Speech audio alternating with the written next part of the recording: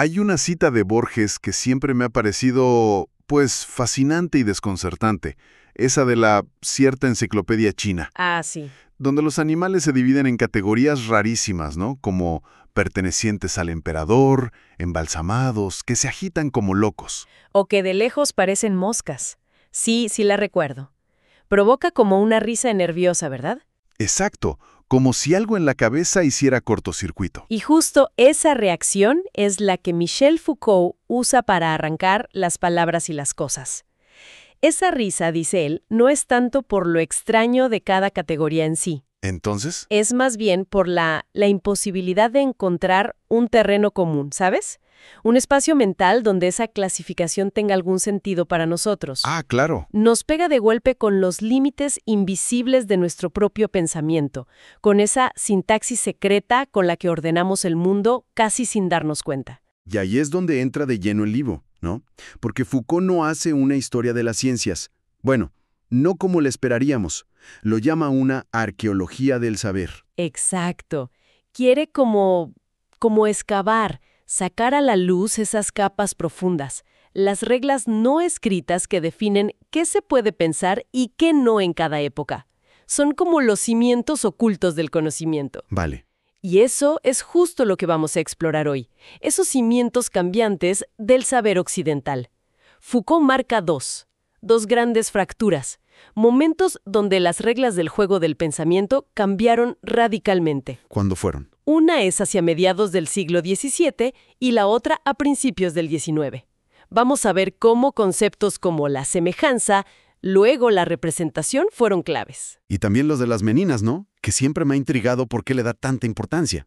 Sí, analizaremos por qué las meninas de Velázquez es tan emblemática para entender una época. Y seguiremos el rastro de cómo apareció y, ojo, quizás cómo podría desaparecer la figura del hombre en nuestro saber. Suena fascinante. Entremos en materia entonces. Volviendo a la enciclopedia china de Borges, ¿qué es lo que la hace tan perturbadora según Foucault? Decías que rompe nuestra sintaxis mental. Foucault la llama una heterotopía del pensamiento. Es un concepto interesante que él maneja. Heterotopía. ¿Y eso qué es? A diferencia de las utopías, que son lugares imaginarios pero ordenados como consoladores, no. Las heterotopías son espacios raros, a veces reales, a veces imaginarios, como este de Borges, que desafían nuestras categorías. Ajá. Son inquietantes porque no nos dejan nombrar o clasificar de forma coherente. La enciclopedia funciona así. Te da pedacitos de órdenes posibles, pero sin un espacio lógico que los una. Ya veo. Haz de cuenta que intentas poner en la misma mesa cosas que simplemente no caben juntas según nuestras reglas mentales. Nos muestra lo arbitrario de nuestro propio orden. Es como si nos quitaran el suelo, ¿no? Ese marco invisible donde todo parece encajar. Y ese marco, ese suelo, es lo que Foucault llama episteme. Justamente. La episteme es eso, ese conjunto de relaciones fundamentales que son inconscientes para quienes viven en ellas y que definen las condiciones de posibilidad de todo el conocimiento en una cultura y un periodo dado.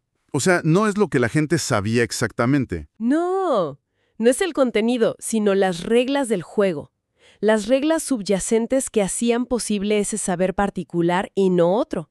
Y Foucault dice que estas epistemes no evolucionan poquito a poquito. ¿Ah, no? No, se rompen. Son reemplazadas por otras en momentos de ruptura, de discontinuidad histórica. Esas dos grandes rupturas que mencionamos antes, pues marcan cambios profundos en esas reglas. Entendido. Viajemos entonces a la primera epistemia que analiza Foucault, la del Renacimiento. Digamos, hasta mediados del siglo XVII más o menos. ¿Cómo se pensaba ahí? ¿Cuáles eran las reglas? La palabra clave ahí es semejanza.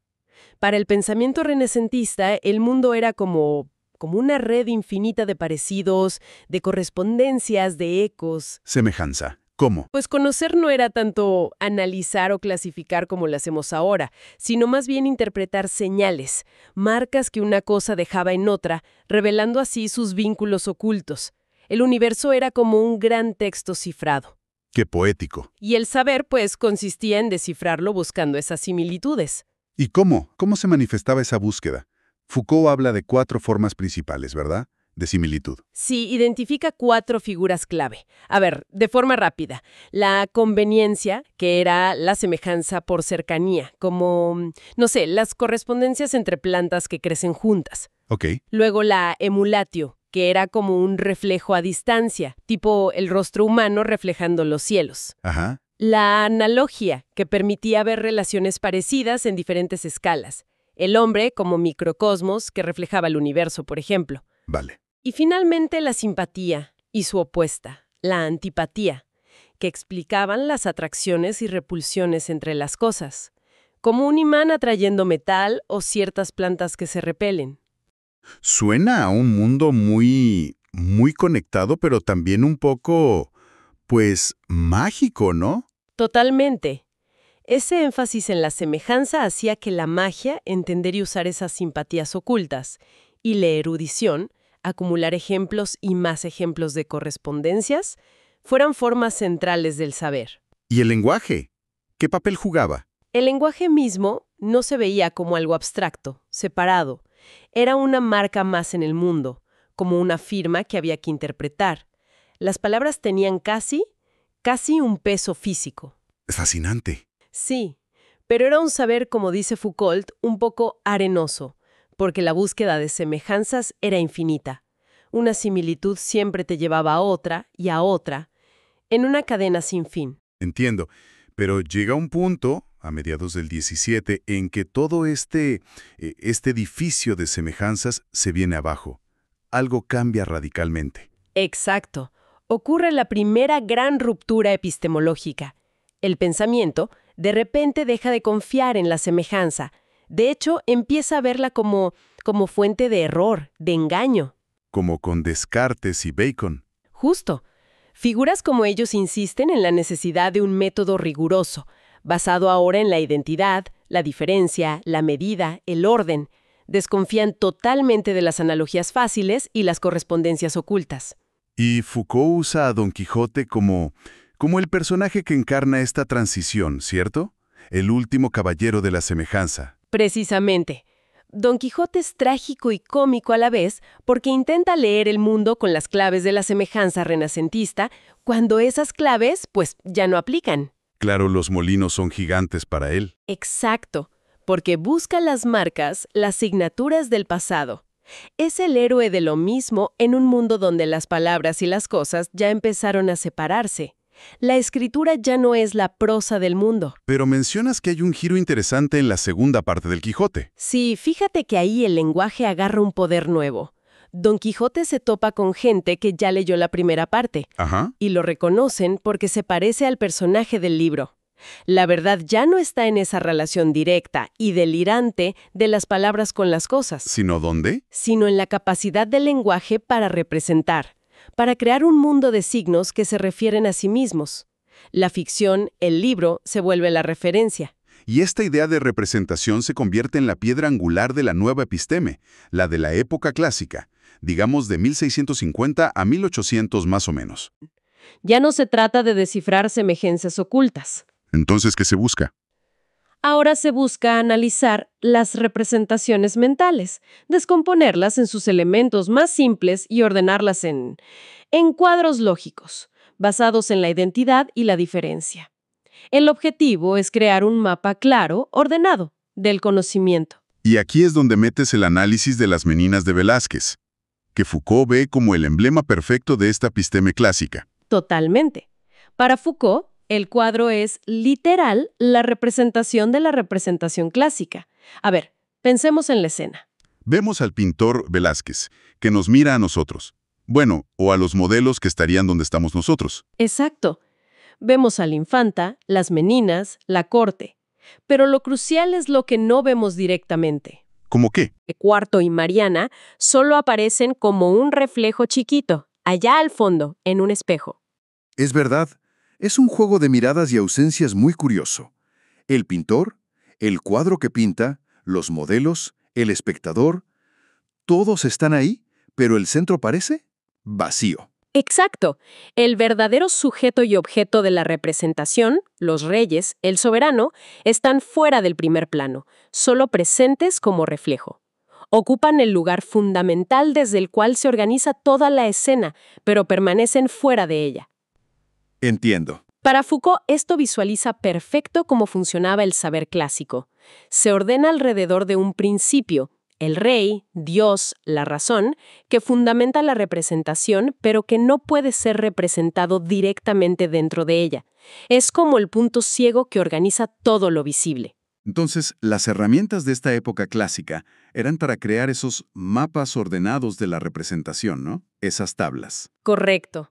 Foucault habla de la matesis, que no es solo matemática, sino como un ideal de ciencia universal del orden y la medida, y la taxonomía, que es el arte de clasificar, de crear tablas, sistemas ordenados. Ejemplos. Pues piensa en la historia natural de Linneo, clasificando plantas y animales por sus estructuras visibles, o la gramática general, buscando la estructura lógica universal detrás de todas las lenguas. O el análisis de las riquezas, estudiando cómo se representa y circula el valor con la moneda. Todo en un gran cuadro ordenado. Exacto. Hasta el signo mismo se vuelve binario, significante y significado, unidos dentro de la representación. Pero, bueno, este orden clásico tan elegante como en las Meninas tampoco dura para siempre. Viene otra ruptura. Finales del 18, principios del 19.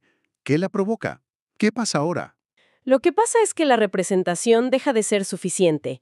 Empiezan a surgir como profundidades que ya no caben en ese mapa plano y ordenado. Profundidades. Sí, realidades empíricas que parecen tener sus propias leyes, su propia historia, y que no se explican solo como objetos de representación, sino que parecen fundamentar la representación desde un lugar más hondo. Vale. ¿Y cuáles son esas realidades? Foucault identifica 3 dominios clave donde esto ocurre: la vida, el trabajo y el lenguaje. Vida, trabajo, lenguaje. Suenan importantísimos. ¿Cómo cambian? A ver, primero, la vida. La biología, con gente como Cuvier o Lamarck, reemplaza a la vieja historia natural. Ya no basta con clasificar por la forma de afuera. ¿Qué se descubre? Se descubre la organización interna invisible, la coherencia funcional del organismo, sus condiciones de existencia. La vida aparece como una fuerza con su propia lógica, que explica la estructura visible y no al revés. Entendido. ¿Y el trabajo? Segundo, el trabajo. La economía política, piensa en Adam Smith, en Ricardo, sustituye al análisis de las riquezas. Se descubre que el valor no está nomás en el intercambio o la moneda. ¿Sí, no? Se origina en la producción, en el trabajo humano, entendido como esfuerzo, tiempo, conflicto. El trabajo emerge como una fuerza histórica concreta que precede y fundamenta todo el sistema de intercambios. Ok. ¿Y el tercero? El lenguaje. Y tercero, el lenguaje. La filología, con Bopp, los estudios comparados de lenguas, reemplaza la gramática general. Ya no se busca la lógica universal detrás de las palabras. ¿Ahora qué se busca? Ahora se descubren las estructuras internas de las lenguas, las flexiones, las gramáticas comparadas, las familias lingüísticas. Y su propia historicidad. El lenguaje deja de ser un vehículo transparente del pensamiento. Se vuelve un objeto en sí mismo. Exacto. Se convierte en un objeto histórico, denso, con sus propias leyes internas, como un organismo vivo o un sistema de producción. Entonces, estas nuevas fuerzas, vida, trabajo, lenguaje, como que se escapan del orden plano de la representación clásica. Y Foucault dice que en el hueco que dejan aparece una figura totalmente nueva. Exactamente. El hombre. Esta figura moderna surge justo cuando la representación deja de ser el fundamento último. ¿Y dónde se coloca? El hombre viene a ocupar ese lugar central que en las Meninas ocupaba el rey ausente. Pero ojo, es una figura muy peculiar. Foucault la llama un duplicado empírico trascendental. Empírico trascendental. A ver, eso sí que suena trabalenguas. ¿Qué significa? Suena complejo, lo sé, pero la idea es más o menos esta. Por un lado, el hombre es un objeto de estudio científico, empírico. Estudiamos su cuerpo, biología, su producción, economía, su habla, lingüística. Vale, la parte empírica. ¿Y la trascendental? Al mismo tiempo, este ser finito, concreto, que vive, trabaja y habla, es también el sujeto que conoce, trascendental. Nuestras propias condiciones finitas, nuestra vida, nuestro trabajo, nuestro lenguaje, se vuelven la base desde la cual es posible todo conocimiento. Ah, Ya no buscamos fundamentos fuera del hombre, sino en su propia finitud. Somos, a la vez, el objeto estudiado y el sujeto que estudia. entiendo. Haz de cuenta que somos el bicho bajo el microscopio y al mismo tiempo el científico que está mirando por él. Y de ahí nacerían las ciencias humanas. Justo. La psicología, la sociología, la antropología, todas estas surgen para estudiar a este hombre complejo. Y lo hacen tomando prestados sus conceptos y modelos de esas 3 nuevas profundidades que vimos. ¿Cómo? Toman de la biología las ideas de función y norma, de la economía las de conflicto y regla, y de la filología o lingüística las de significación y sistema. Intentan comprender cómo este ser finito se representa a sí mismo y al mundo. Eso explicaría por qué el concepto de inconsciente se vuelve tan central en la modernidad, ¿no? Claro, totalmente. Si el hombre es este ser que se representa a sí mismo, pero está fundamentado por fuerzas, vida, trabajo, lenguaje, que operan por debajo de su conciencia, Ajá. entonces las ciencias humanas, pues inevitablemente se topan con lo no pensado, con lo inconsciente. Buscan desvelar esas reglas, normas, sistemas inconscientes que hacen posible las funciones, los conflictos, las significaciones conscientes. El inconsciente es como el nombre de esa brecha que constituye al hombre moderno. Foucault también le dedica espacio al psicoanálisis y la etnología, pero las pone en un lugar un poco especial, ¿verdad? Sí, las ve como disciplinas límite, como contraciencias que andan explorando los bordes de este saber sobre el hombre. ¿Por qué? El psicoanálisis, pues, se enfrenta directamente a la cuestión del inconsciente, de la finitud. Y la etnología, al estudiar otras culturas, otras formas de ser humano, cuestiona la universalidad de nuestra figura occidental del hombre y su relación con esas positividades, vida, trabajo, lenguaje. Revela lo histórico de nuestras propias categorías, ambas como que empujan los límites de la episteme moderna. Entiendo. Y mientras las ciencias humanas se enfocan en descifrar al hombre, Foucault detecta otro movimiento, un retorno del lenguaje. ¿A qué se refiere? Sí, sobre todo a partir de finales del XIX y en el XX. Con la lingüística, claro, pero también con la literatura, la filosofía. Piensa en Nietzsche, Mallarmé, Artaud, Kafka. ¿Qué pasa con el lenguaje ahí? El lenguaje vuelve a aparecer, pero no solo como herramienta para representar o como objeto de estudio filológico, sino en su ser propio, como materia, como experiencia, como un sistema autónomo que quizás excede al propio hombre. O sea, el lenguaje adquiere vida propia otra vez, pero de otra manera. Exacto.